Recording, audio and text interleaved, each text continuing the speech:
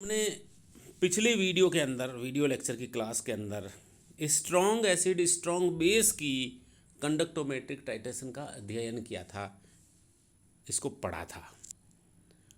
आज हम BSc part second के भौतिक रसायन या फिजिकल केमिस्ट्री की इस वीडियो लेक्चर की श्रृंखला में strong acid versus weak base की टाइट्रेशन पढ़ेंगे।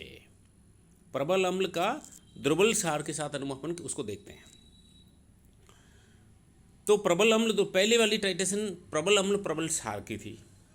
सिंपल सी बात है कि उसमें बताया कि HCl विलियन होता है, चूँकि वो H आयन पूर्णतः आयन होता था स्ट्रॉन्ग इलेक्ट्रोलाइट होने के कारण, तो विलियन में H आयन्स की संख्या ज़्यादा होगी। H आयन्स की मोबिलिटी ज़्यादा होती है, इसलिए प्रारंभ करते ही कंडक्टेंस की वैल्यू ज़्यादा आती है। जैसे जैसे सोडियम हाइड्रोक्साइड मिलाते हैं इसके अंदर, तो H आयन सोडियम आयन के द्वारा रिप्लेस होते जाते हैं और विलियन में सोडियम आयन्स आते जाते हैं, जिनकी मत गतिशीलता H आयन से कम होती है। ये H आयन OH आयन से मिलकर फीबली आयोनाइज्ड H2O बना देता है, जो कि आयनित होता ही नहीं है। तो इस वजह से कंडक्टेंस डिक्रीज हो जाती है। एक वैल्यू तक डिक्रीज होने के पश्चात जैसे जैसे सोडियम हाइड्रोक्साइड डालते हैं तो वापस कंडक्टेंस बढ़ती है। वो इसलिए बढ़ती है कि सोडियम हाइड्रोक्साइड एक्सेस होने से विलियन में सोडियम हाइड्रोक्साइड पूर्णतः आयनित होता है, क्योंकि ये स्ट्रॉन्ग इलेक्ट्रोलाइट है, तो OH आयन्स की संख्या बढ़ जाती है। OH आयन्स की संख्या बढ़ने से कंडक्टेंस वापस इंक्रीज होगी। दूसरी लेते हैं आज टाइट्रेशन, जो स्ट्रॉन्ग एसिड की वीक बेस के साथ टाइट्रेशन, प्रबल अम्ल दुर्बल क्षार अनुमापन। पॉइंट नंबर 1 पे फोकस करें। When an strong acid like HCl is titrated against weak base like NH4OH, then following reactions takes place. तो निम्न प्रकार की अभिक्रिया होगी। कैसी अभिक्रिया होगी? H ion plus chloride ion Cl ion plus NH4OH and it will give NH4OH NH4 plus 1 ion plus chloride ion and H2O, यानी फीबली आयनाइज्ड वही वाटर मॉलिक्यूल्स बन गया, लेकिन इसके अंदर अमोनियम क्लोराइड और बन रहा है। The acidic and alkali solutions are taken in conductivity cell and burette respectively. पुनः इस टाइट्रेशन में भी क्या करेंगे? कंडक्टिविटी सेल में तो एसिडिक सॉल्यूशन या अम्लीय विलियन को लेंगे, जो कि हाइड्रोक्लोरिक एसिड का है, और ब्यूरेट के अंदर हम क्षार का विलियन लेंगे, जो कि अमोनियम हाइड्रोक्साइड दुर्बल क्षार के रूप में लिया है। In the beginning of the reaction, अभिक्रिया के प्रारंभ में क्या होगा?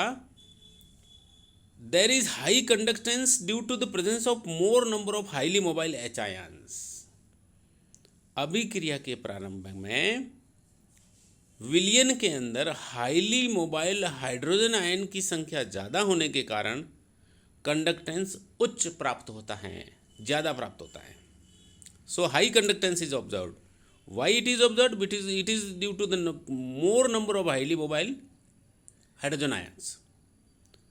Next point, as the reaction proceeds, जैसे जैसे रिएक्शन आगे बढ़ेगी, there is decrease in the number of hydrogen ions, तो हाइड्रोजन आयन्स की संख्या कम होती जाती है, and this conductance value decreases. जब रिएक्शन में अमोनियम हाइड्रोक्साइड डालते जाएंगे तो हाइड्रोजन आयन्स की संख्या कम होती जाएगी, कम होगी तो कंडक्टेंस डिक्रीज होगा, कम होता जाएगा। And due to the reaction of, कौन सी रिएक्शन? H आयन की OH आयन के साथ में रेडिंग रिएक्शन होती हैं और उसकी वजह से H2O बन जाता है। इस रिएक्शन के कारण विलियन में हाइड्रोजन आयन की संख्या कम हो जाती है और इस वजह से कंडक्टेंस घटता है, डिक्रीज होता है। 5वां point, and in this process of the addition of weak alkali NH4OH, और अभिक्रिया के इस प्रोसेस में, कौन सी प्रोसेस? दुर्बल क्षार के डालने की इस प्रक्रिया में ammonium ions of low mobility continuously replaces hydrogen ion of greater mobility. तो ब्यूरेट से क्षार अमोनियम हाइड्रोक्साइड डालने की इस प्रक्रिया में क्या होता है कि उच्च मोबिलिटी वाले, ग्रेटर मोबिलिटी वाले विलियन में से हाइड्रोजन आयन को अमोनियम आयन रिप्लेस करता है, और अमोनियम आयन रिप्लेस करता जिसकी की मोबिलिटी बहुत कम होती है, and therefore conductance of the solution decreases continuously, और इसीलिए विलियन की चालकता लगातार घटती जाती है, कंटिन्यूसली डिक्रीज होती जाती है। नेक्स्ट स्लाइड में देखें, even though if there is increase in addition of more amount of titrant ammonium hydroxide, the conductance becomes constant, thus plot in the graph becomes straight. अब इसके बाद भी अगर अमोनियम हाइड्रोक्साइड ब्यूरेट से लगातार डालना जारी रखेंगे तो कंडक्टेंस कांस्टेंट हो जाता है, स्थायी हो जाता है, और ग्राफ के अंदर प्लॉट एक स्ट्रेट लाइन के रूप में प्राप्त होता है। नेक्स्ट पॉइंट 7, चूंकि since the ionization of ammonium hydroxide is suppressed in the presence of ammonium chloride and due to this reason there is no increase in the conductance value after equivalence point and plot becomes straight.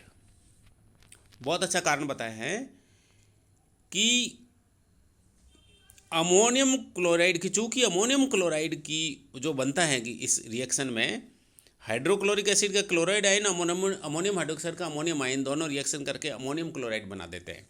तो ammonium chloride बनने के कारण, उसकी उपस्थिति विलयन में होने के कारण अमोनियम हाइड्रोक्साइड का आयोनाइजेशन है, आयनीकरण वियोजन सप्रेस हो जाता है, दब जाता है।